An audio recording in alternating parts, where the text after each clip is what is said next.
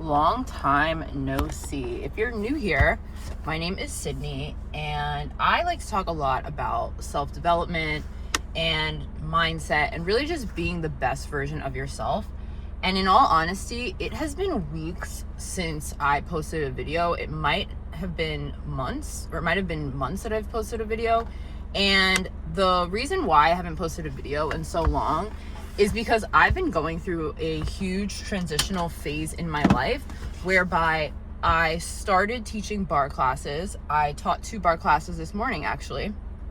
And I also started a new full-time job where I'm an assistant studio manager at a SoulCycle location. And in all honesty, I am really liking this balance that I've created in my life. And I knew for myself that I really needed to maybe take a step back from a lot of my content creation until I got to a point in my comfortability with teaching bar, with being the assistant studio manager at SoulCycle, whereby I could integrate another thing and it wouldn't feel overwhelming.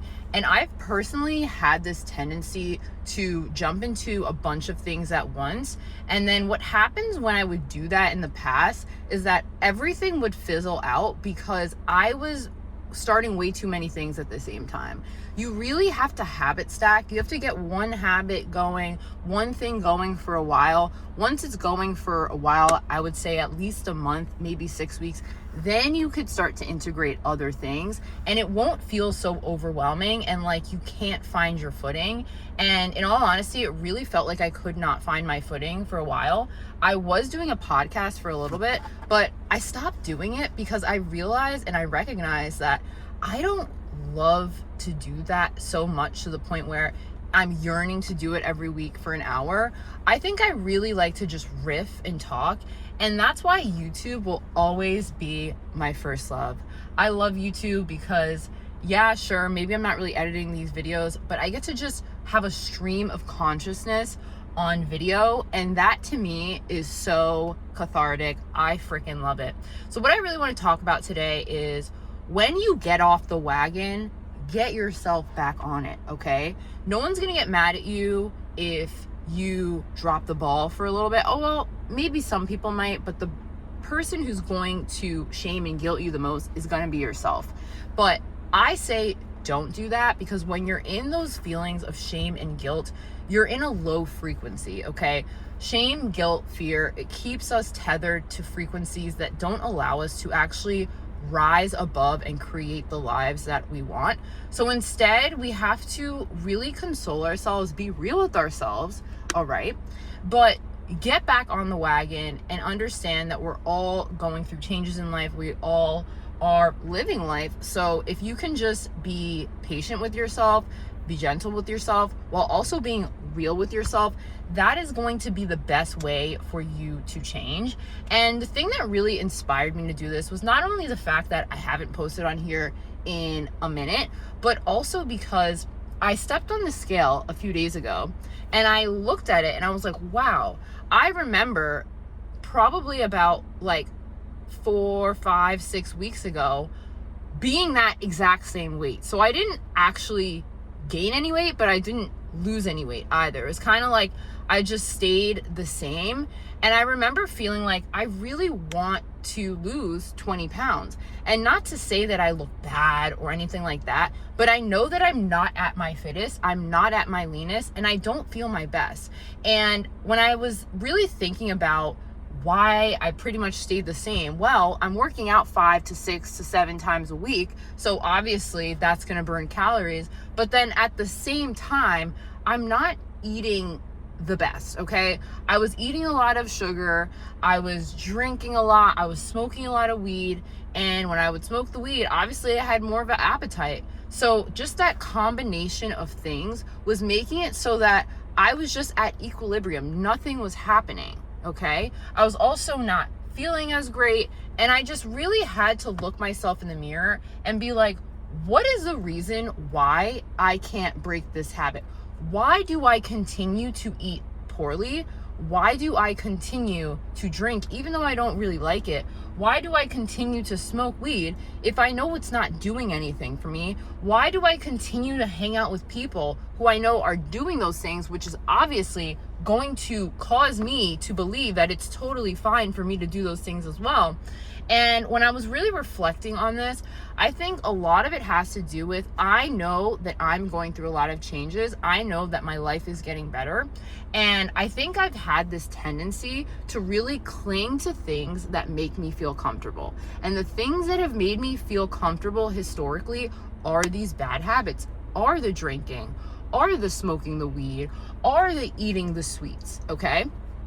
And I don't want to do that anymore. I don't enjoy it. I like how I feel when I'm constantly working out. Actually, after my 2 bar classes that I taught this morning, I took an SLT class, which is Legree. It's like very intense and it really helps with your core. And I'm recognizing I really want to have ripped abs. Like I want to have a really strong core, a ripped core, and to just look great, right? To feel great, to feel stable in my body. And then after I did that SLT class, I went home briefly and then I went back to my local track and I ran damn near 3 miles, okay? And yeah, sure, it was at a 10:10 pace, but I'm working up to it. I spin literally like 5 times a week, okay? So for me, it's fine that I was like running at a 10:10 pace.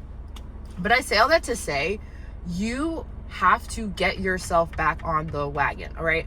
Stop allowing you being out of your good habits for a little while to totally derail you and make you feel like, oh, I might as well just forget all of it and go backwards. Even what I said earlier, like, it's not that I gained any weight. I also didn't lose weight since I had last checked my weight. I think I might have lost 2 pounds. That's it. But it's like, I am ultimately the driver's seat in my life of what happens in my life. You are the driver's seat in your life of what happens in your life. So it's like, do you want to be a victim to yourself? Because that's what you would be if you complain, if you get down in your feelings, if you're shaming and guilting yourself. You are your worst enemy. But you could also be your greatest hero. It's all a matter of your perspective, and it's all a matter of the changes that you make as a result of being real with yourself. I also had to get real with myself about my spending habits. Why was I spending so much money on Starbucks? Why was I spending so much money on going out? Why was I spending so much money doing these things that weren't really contributing to my overall health and well-being? I was literally throwing money away. Sure, I enjoyed some of the things that I ate, but like I've always noticed that I've had this tendency to spend a lot of money on food. And like in a lot of ways, you're kind of just throwing that money away, because I feel like a lot of times you can make food at home and it's going to be a fraction of the cost. Sure, if you want to go out once or twice a week, okay, right? We still want to enjoy our lives. We want to live our lives. We want to have a good time, right? But I think there's also that point where you know, and I know, that we are overdoing it. We are just going out just to go out, just because we're bored, just because we don't want to deal with the feelings that we have inside. And we are trying to escape those feelings by going out, by buying clothing, by doing these different things that is literally depleting us of the money that we have, and it's not going to a valuable cause, okay? And the cause should be ourselves. If the cause is not you, why are you doing it? And not to say that you should be this person who's like, I'm only about me, I don't care about anyone. No, you should care about other people as well, but you ultimately have to have the utmost respect for yourself. If you do not have the utmost respect for yourself, you can't expect anyone else to reflect that back to you. And that is something that I realize about myself. Also, I don't know what the hell this person is doing. They keep going around and around in circles in this parking lot, which I think is really funny. Anyway, so you have to have the utmost respect for yourself, and the world will reflect it back to you. That's how it works. And the more that I have been leveling up in my life, I have noticed that I have been garnering more respect naturally because I have more respect for myself. And I think the problem that I had when I was younger in my life is that I was looking to get respect from people without first giving it to myself. And you become this type of person where you're seeking the validation of others when it's like, why don't you validate yourself? Why don't you give yourself the thing that you really need, which is your own self-respect, okay?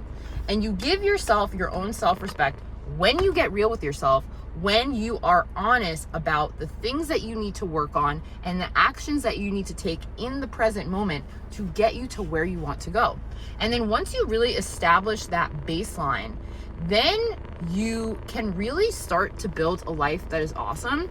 And I'm just looking at my life now and I'm like, wow, my life is getting more awesome, truly. And yesterday, I literally spent like 3 hours learning new bar choreo for my classes this morning. And it was a moment where I was like, wow, like you really can't get anywhere that you truly want to go without hard work. You literally can't. You have to put in the time. And I think when I was younger, I just assumed that manifestation was, oh my gosh, I think it, therefore it is. And it didn't end up being that because I was lazy. I didn't believe in myself. I didn't really think the things that I was seeing in my head was possible for me. And so that's how I was acting. I would say one thing and then have actions that completely contradicted everything that I said that I wanted. And that could be the same case for how I was eating. I'm saying I want to be fit. I'm in the gym, I'm in spin classes, I'm in SLT classes, I'm doing all these things, and yet my diet's terrible. And yet I'm still drinking a lot. I'm still smoking a lot. I'm still hanging out and listening to people and being around people who are not on the frequency that I desire to be on. So then what's really tea about what I truly believe about myself? And you have to ask yourself that question too. And it's really a hard pill to swallow. And sometimes I get annoyed with self-help content because it's so redundant, but it's literally the same message. You have to put in the work, you have to be honest, and you have to isolate yourself from the people, places, and things that drag you back into a frequency that keeps you limited. That's it. And anybody in the world can say that till they're